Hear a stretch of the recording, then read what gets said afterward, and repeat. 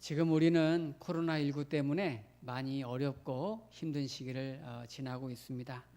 그렇지만은 우리가 믿는 하나님이 우리와 함께 계시고 우리를 도와주고 계시니까 하나님의 은혜로 또 믿음으로 잘 견뎌내고 이겨내시기를 축복합니다. 특별히 어려울 때, 제가 종종 말씀드리지만 힘들 때 가장 조심하고 중요한 게 뭐냐면 우리 말하는 거예요. 우리 입술이 얼마나 중요한지 몰라요.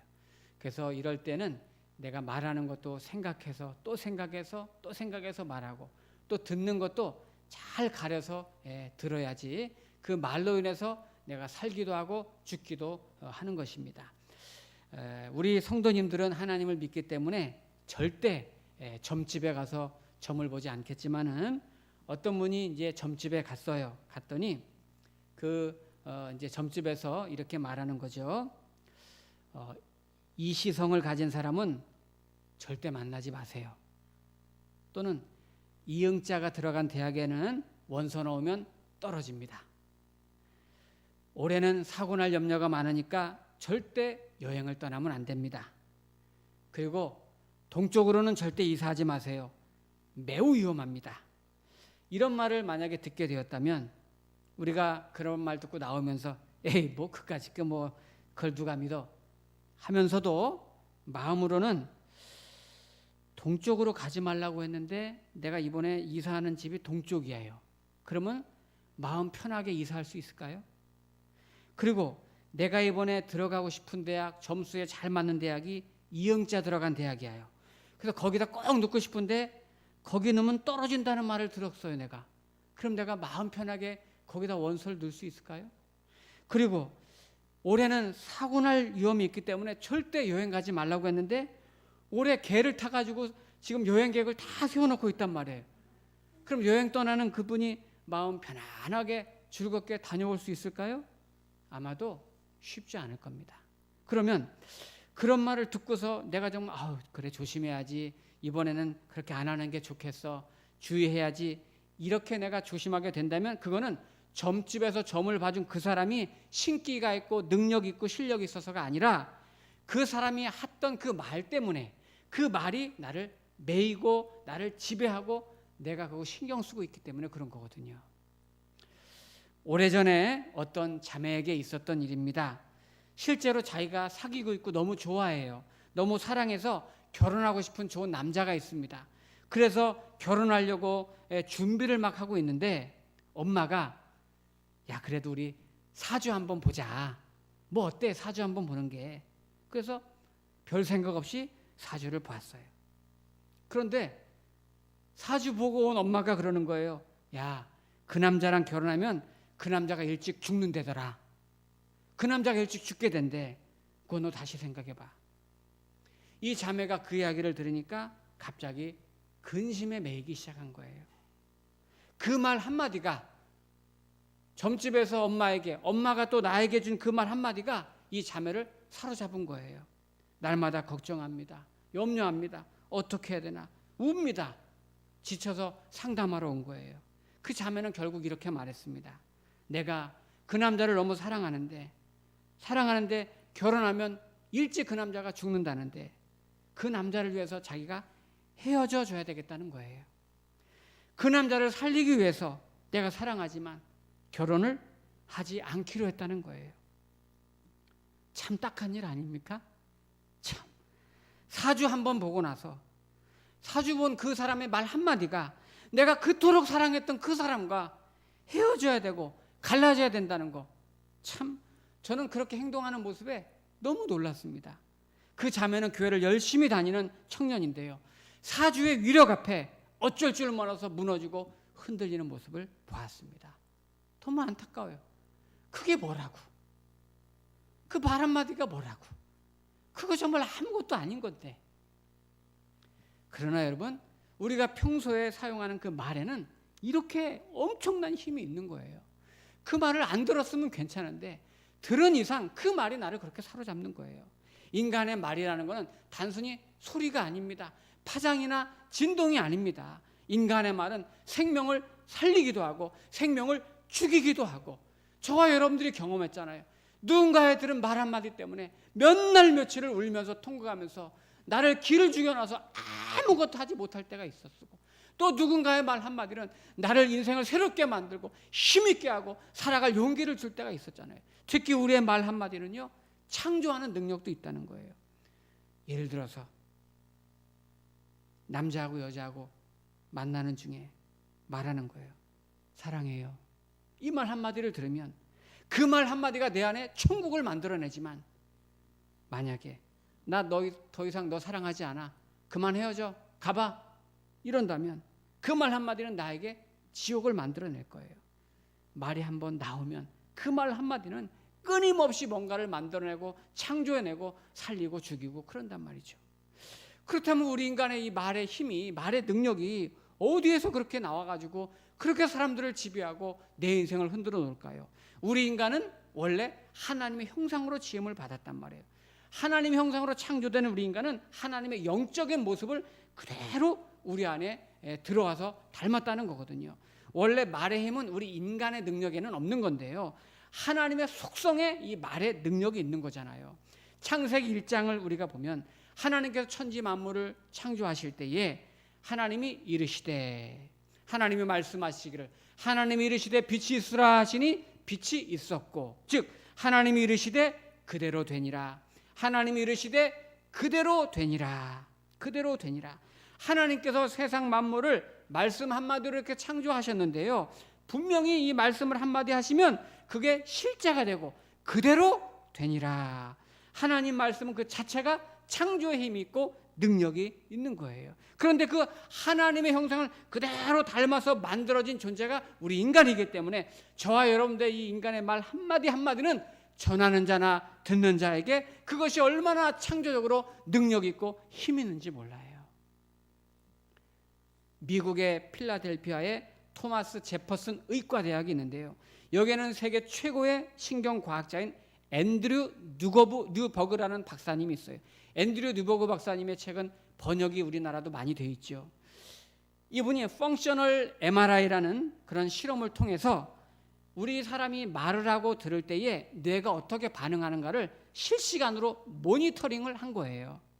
그런데 실험 결과 부정적인 말을 계속 듣거나 부정적인 말을 계속 하게 될 때 우리의 뇌가 감정을 관장하는 이 편도체가 막 자극을 받으면서 부정적인 말을 하고 부정적인 생각을 하니까 자꾸 부정적인 생각이 막 만들어지면서 내 안에 의욕을 계속 떨어뜨리는 결과를 가져오더라 하는 것입니다. 실제로 미국의 한 교도소에서 재소자들을 대상으로 연구한 보고서가 있죠.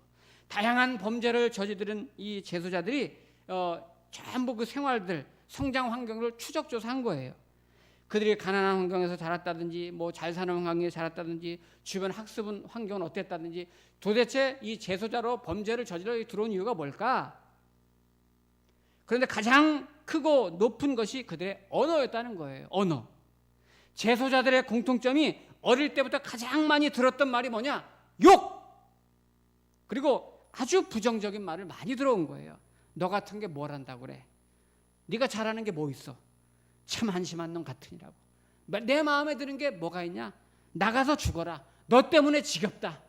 이런 말들을 듣고 자란 아이들이 성인이 돼서 그런 부정적인 말들이 그들을 그렇게 만들어내서 결국 많은 범죄자들을 양산해냈다고 그들은 말하고 있어요. 우리의 말 한마디 한마디가 이렇게 중요한데, 오늘 성경에서는 날마다 우리가 하는 말에는 크게는 두 종류가 있다고 말합니다. 자, 어떤 말이 있을까요? 자, 29장 1절에 보니까 1절에 보면 자주 책망을 받으면서도, 이 책망이라는 말이 있죠. 책망. 그 다음에 29장 5절에 보니까 이웃에게 아첨하는 것은, 아첨이란 말이 있습니다. 자, 책망이라는 말은 쓴 말이에요. 쓴 말. 아첨이라는 말은 단말이에요. 단말. 자, 보통 쓴 말과 단말이 우리 주변에 가장 많은데, 쓴 말은 듣기 싫은 말이에요. 들으면은 마음이 써요. 기분이 안 좋아요. 이런 말은 안 들었으면 좋겠어요. 책망하는 말. 그리고 단말은 듣기 굉장히 좋은 말이에요. 아주 달콤하고 들으면 기분 좋아요. 사실 아닌 줄 알면서도 굉장히 컨디션이 좋아진단 말이에요. 쓴 말은 책망이라고 할 수가 있어요. 책망은 쓴말이라고 할 수가 있어요. 단말은 아첨하는 말은 단말이라고 할 수 있어요. 근데 이 단말은 분별력을 잘 갖고 들어야 된단 말이에요. 쓴말과 단말 중에서 이 둘 다 필요한 말이고 뭐 이 분별해야 되는데 사실 이 두 개의 말보다 더 중요하고 더 좋은 말은 하나님의 말씀이거든요. 이 말이 무슨 말이냐면 단말을 할 때에도 하나님의 말씀에 근거해서 단말을 해주고 쓴말을 할 때에도 책망을 할 때에도 하나님 말씀에 근거해서 책망을 해라는 거거든요. 오늘 먼저 29장 1절 말씀을 제가 읽겠습니다. 책망을 할 때 어떻게 바꾸 들어야 되나? 29장 1절에 보면 자주 책망을 받으면서도 목이 곧은 사람은 갑자기 패망을 당하고 피하지 못하리라. 자, 여러분, 우리가 자라오면서 또 지금도 누군가의 책망을 받을 때가 있습니다. 예, 그럴 때 책망을 들었을 때 어떻게 해야 되나? 그 책망은 여러분 오늘 성경 말씀에 보면 하나님이 우리를 돌이킬 수 있는 기회를 주시는 거예요. 그러니까 누군가가 나를 책망할 때 그거를 기분 나빠하지 말고 서운해하지 말고 쓴 말이지만은 아픈 말이지만은 그 말을 듣고 내가 고치고 교정하고 바꾸면 나는 순종의 사람이 되고 성장하게 된단 말이에요. 그러나 그 말을 책망하는 말을 들었을 때 쓴 말을 들었을 때 기분만 나빠하고 귀담아 듣지 않고 그러면 망하게 된다. 거기 패망을 당하고 피하지 못하리라 그랬는데요. 피하지 못하리라는 말은 뭐가 날아올 때 몸을 피한다 이런 개념이 아니고 내가 회복되지 못한다. 영어 성경에 보면 내가 회복되지 못한다는 거예요. 넘어지고 망하면 다시는 못 일어난다 이런 뜻이란 말이에요. 그러므로 누군가 나에게 쓴 말을 하고 누군가 나에게 책망을 할 때 들을 때는 서운하고 마음 편치 않지만 그거를 하나님이 주신 기회로 알고 그것을 내가 성숙해질 수 있는 기회로 알고 그것도 나를 사랑하니까 말해주지 누가 말해주겠어요. 내가 고치고 바꿔가면서 그 말에 순종할 때 내가 더 성장하고 살아난단 말이에요. 그러나 끝까지 고집하고 교만하고 내가 버티면 나는 망하게 될 거란 말이에요. 일어나지 못할 수도 있다고 말이에요. 그리고 내가 바꿔서 누군가의 쓴말을 해야 될 입장이면 내가 누군가의 꼭 책망을 해야 될 입장이면은 그 사람을 아끼는 마음으로 하셔야 되고 책임지는 마음으로 해야 되고 그리고 하나님의 말씀에 근거해서 말을 해야 된다는 거예요. 자, 그러면 단말의 이야기가 나오는데요. 29장 5절 말씀을 보시면 5절에 보시면 이웃에게 아첨하는 것은 그의 발 앞에 그물을 치는 것이니라. 그물을 친다는 것은 사람 앞에 장애물을 만들어서 넘어지게 한다는 거거든요. 예. 일반적으로 여러분 아첨하는 말은 좋은 말은 아니잖아요. 그죠? 아첨이 뭐 좋은 의도로 선한 마음으로 저 사람이 요새 힘들어하는 것 같으니까 그렇게 위로하려고 하는 힘 돋으려고 하는 거는 괜찮지만은 대부분 아첨이란 단어 개념 자체가 사실은 거짓을 추구하고 있고 진실하지 않고 그래서 자기의 이익 때문에 자기 유익 때문에 사실은 그래 말하는 경우가 많거든요. 예를 들면 이제 이럴 수 있죠. 주일에 제가 우리 성도님들을 만나서 아우 집사님 왜 이렇게 오늘 아름다우세요? 이렇게 말하는 거는 아첨이 아닙니다. 예, 아첨 아니에요. 그거는 제가 뭐 얻어먹을 거 있다고 그렇게 말하겠어요. 그런 건 아첨이 아니에요. 다만 내가 뭔가 저 사람한테 얻으려고 욕심과 이익과 이득을 위해서 사실 진실이 없는 말, 거짓으로 하는 말은 그건 아첨이에요. 사실에 입각하지 않은 그런 단말만 하는 거, 그거는 결국 넘어지게 한다 그 말이죠. 그래서 지혜로운 사람, 지혜 있는 말은 뭐냐? 쓴말을 하는 사람이 지혜로운 것도 아니고 단말을 하는 사람이 지혜로운 게 아니라 지혜로운 사람은 쓴말을 해도 하나님의 말씀에 근거해서 단말을 해도 하나님의 말씀에 근거해서 하는 건데요. 우리가 보통 쓴말을 꼭 해야 될 경우에는 그 사람의 잘못을 내가 책임질 수 있을 때, 그 사람을 회복하게 하려는 내 사랑하는 마음이 있을 때, 책임지고 대책이 있을 때 쓴말을 하셔야 되는 거예요. 대책 없으면 쓴말하면 안 됩니다. 단말을 할 때도 내가 그 사람 마음을 어떻게 살려고 단말하는 거는 단말이 아니에요. 지혜롭지 못한 거예요. 내 마음을 담은 말, 진심으로 사랑의 마음을 담아서 하는 말이 그게 단말인 거예요.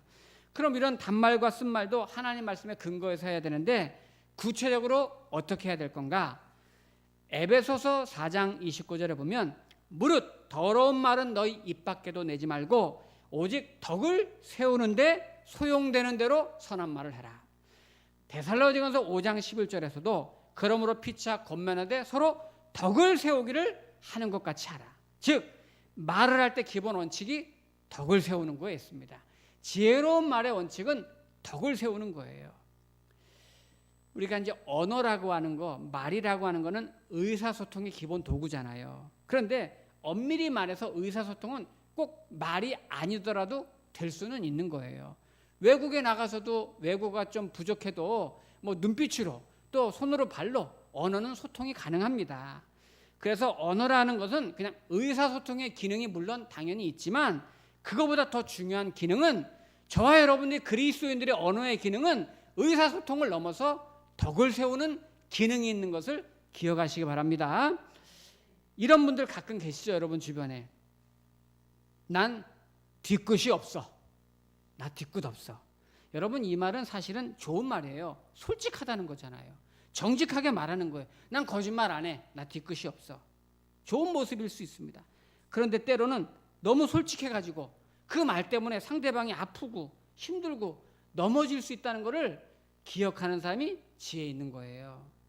어떤 분은 나는 저 사람이 상처받든지 말든지 말해야 돼. 솔직하게 말해야 돼. 난 솔직한 사람이야. 난 그게 난 자랑이야. 여러분 그거 자랑하지 마세요. 자랑 아닙니다. 여러분 솔직한 말은 좋은 거지만 그런 말보다 더 좋은 말이 있는데 그게 덕을 세우는 말이에요. 덕을 세우는 말. 굳이 사실 보면 내가 솔직하지 않아도 다 알아요.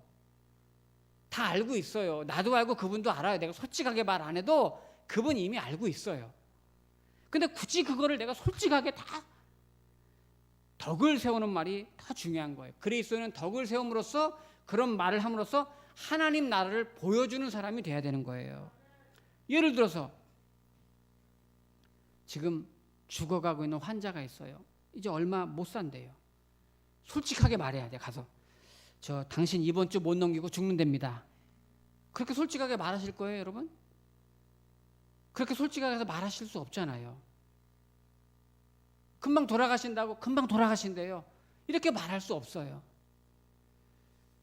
솔직한 말은 자칫 잘못하면 상대방에게 바늘을 찌른 것 같은 큰 아픔을 줄 수 있고 상처를 평생 남기게 됩니다. 그 대신에 덕을 세우는 말, 상대방을 안아주고 기다려주고 품어주고 다시 한번 용기를 줘서 시작할 수 있게 해주는 말, 그 말이 솔직한 말보다 더 위에 있다는 것을 기억하시기 바랍니다. 지혜로운 분들은 그래서 마음에 담은 말을 해요.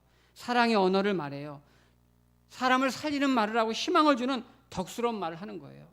예를 들어 여러분들이 내가 이 말은 꼭 하고 싶은데 이 말은 내가 꼭 해야 되는데 아무리 하고 싶은 말이 있어도 그 말이 덕이 안 될 것 같으면 하지 마세요. 남편에게도 아내에게도 여러분 자녀들에게도 부모님에게도 교우들끼리도 마찬가지예요. 이 말은 꼭 하고 싶은데 해주고 싶은데 근데 했을 때 덕이 안 될 것 같으면 말하지 마세요. 다 하나님이 알아서 하세요. 내가 말 안 해도 내가 굳이 말해서 그 사람도 상처받고 나도 힘들게 지내지 마시고 자 29장 9절 말씀을 보시면 말하는 습관이 있는데요. 9절에 보면은 지혜로운 자와 미련한 자가 다투면 지혜로운 자가 노하든지 웃든지 그 다툼은 그침이 없느니라. 네, 이 말이 좀 헷갈리는 말 같죠? 간단히 말하면 뭐냐면요. 지혜로운 사람은 사람을 대할 때 분노하든지 웃든지 화가 나든지 기분이 좋든지 자기 감정을 잘 다스리니까 절대 다투는 법이 없단 말이에요. 지혜로운 사람은.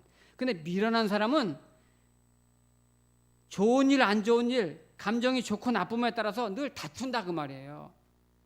화가 날 때도 다투고 기분 좋을 때도 다투고 매일 싸우고 툭 하면 소리 지르고 빈정대고 야유하고 싸우고 미련한 사람은 감정대로 그렇게 산다 그 말이에요. 지혜로운 사람은 좋은 일이든지 나쁜 일이든지 속상한 일이 있든지 내 감정이 상하든지 절대 싸우지 않습니다. 절대 다투지 않습니다. 혹시 싸움에 휘말려도 의연합니다. 그러나 미련한 사람은 아주 사소한 일, 정말 조그만 일에도 흥분부터 하고요. 막 분부터 내고요. 막 씩씩거리고요. 막 얼굴이 붉어지고요. 막 거품을 물고요. 그리고 여러분, 미련한 사람 특징이 뭔지 아세요? 너 때문이야. 저 사람 때문에. 당신 때문에. 당신 때문에 이렇게 된 거야. 너 때문에 이렇게 된 거야. 집사님 때문에 이렇게 된 거야. 권사님 때문에 이렇게 된 거잖아요. 저 사람 때문에 화나고, 이 사람 때문에 기분 나쁘고, 저 사람 때문에 열을 받고, 나 때문에가 없는 사람이 있어요. 절대 나 때문에 없는 사람, 참 미련한 사람입니다. 미련한 사람은 다 다른 사람이 문제예요. 저 사람 때문에, 당신 때문에 이렇게 된 거잖아. 집사님 때문에 이렇게 된 거예요. 다 누구 때문에. 본인은 아무 문제가 없어요. 옛날 어른들이 하는 말 중에 머리는 차게 하고 발은 따뜻하게 하면 건강에 좋다, 이런 말씀 많이 하시죠. 또 이런 말도 있잖아요. 사람이 머리는 차게 하고 가슴은 따뜻하게 해라. 머리는 차게 하라는 말은 이제 분별력을 가지고 통찰력을 가지라는 거고, 가슴은 따뜻하게 해라. 사람이 정리 있고 푸근한 사람이 되라는 건데, 어리석은 사람은 반대로 살아요. 머리는 차가워야 되는데 머리가 뜨거워. 가슴은 따뜻한 문제인데 가슴이 차가워요. 머리가 왜 뜨거울까요? 미련한 사람이 맨날 열받으니까, 툭하면 열받으니까 막 여기서 막 김이 모락모락 나고 막 뚜껑 열리고 그러는 거예요. 분별력을 잃으니까요. 다른 사람 말에 귀를 기울이지 않으니까 금방 분노하고 금방 다투고. 우리 성도님들은 머리는 차갑게, 가슴은 뜨거운 성도님 되시기를 축복합니다. 여러분, 말은, 언어는 그 사람의 인격이에요. 언어는 그 사람이에요. 그 사람. 우리가 그 사람을 어떻게 알아요? 여러분, 어디 가서 말 한마디 말고 가만히 있어 보세요. 절대 나를 알 수가 없어요, 그 사람이. 그러나 몇 마디 나눠보면 우리는 그 사람을 판단하잖아요. 언어를 통해서, 그 사람 하는 말을 통해서 우리는 그 사람의 품성과 품격과 인격을 가늠하게 되는 거예요. 이왕이면 여러분, 명품 성도, 명품 인격 소유하시길 축복합니다. 명품 하니까 생각나는데요.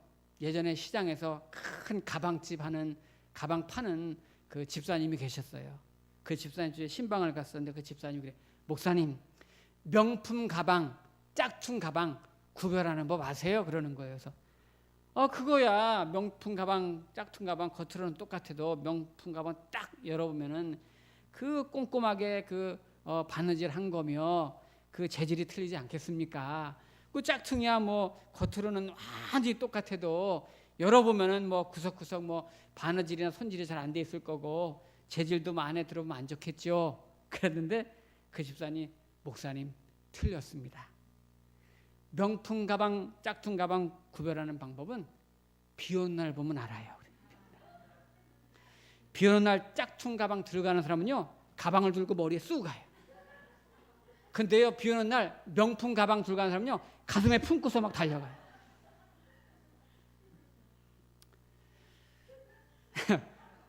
우리 성도님도 그러시는가 모르겠어요. 여러분, 명품 성도는 다른 데서 드러나는 게 아니에요. 어려울 때, 힘들 때, 그때 그 말 한마디로 사람들에게 덕을 세우고 은혜스럽게 하고 희망을 주고 위로를 주고 격려를 주고 내 마음에 담은 따뜻한 말을 하는 거예요.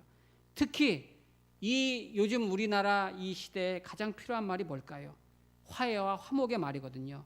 29장 마지막 8절 말씀 보시면 8절에 거만한 자는 성읍을 요란하게 하여도 슬기로운 자는 노를 그치게 하느니라. 여러분, 거만한 자는 성읍을 요란하게 하여도, 가끔 그런 사람이 있잖아요. 큰일 났어 집사님, 큰일 났어, 이거 어떡하지 이제. 여러분, 그런 사람은 요란하게 하는 사람이에요. 그러나 슬기로운 자는 노를 그치게 하느니라. 지혜로운 성도는 분노를 그치게 하고 다툼을 그치게 하고 자기가 들어가는 공동체에서, 가정이면 가정에서, 직장이면 직장에서, 또 모임이면 모임에서, 모든 인간관계 속에서 그 사람만 들어가면 다툼이 그치고 화해와 화목과 위로와 소망이 일어나는 거예요. 우리 성도님들 지혜 있는 성도 되길 축복합니다. 단말을 할 때에도 내 마음에 담은 말을 하세요. 가슴이 따뜻한 말을 하세요. 그리고 쓴 말을 할 때에도 필요할 때가 있잖아요. 책망을 할 때에도 그 사람을 내가 회복시키고 책임질 수 있는 말을 하되 하나님 말씀에 근거해서 덕을 세우는 말, 위로해 주는 말을 하세요.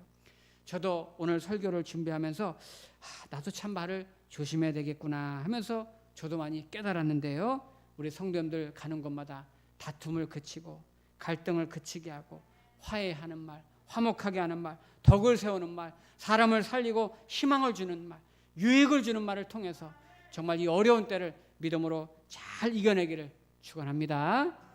기도하겠습니다.